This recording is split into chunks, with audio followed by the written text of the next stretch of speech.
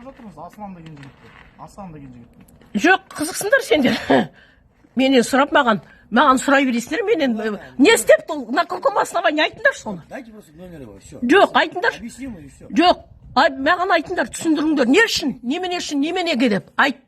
Айтыңыз. Не үшін ол не істепті?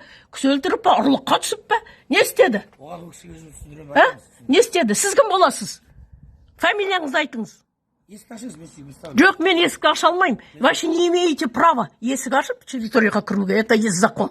Все, не надо сендерге. Все, ничего не имеете права. Кісі өлтіруді білесіңдер сендер. Кісі өлтіріп анау істейтіндер. Это я знаю. Не надо вообще. Болды ма? Бопты. Все.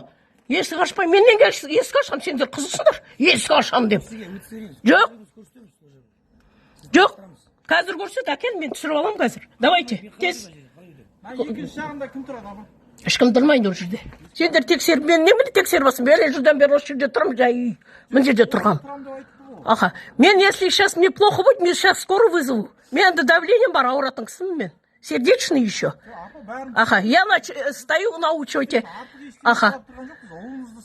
Мен айттым ғой, ертең мен сендерге барам, мені тексеріп атсындар, ананы тексеріп атсындар. Қандай основание? Бүкіл халық тексеріп атсын бұл көшеде? Кім тексеріп атсындар? Одан емес тексеріп жатыр. Вы есік аш дейді. На каком основании сендер есік ашам? Интересный есік ашқан. Енді танысып тұрмыз ғой. Мен удостоверение көрсем, мен удостоверением қазір жоқ данный момент. Все, болды ма? Все, болды. Мен айттым ғой, ертең барам деп.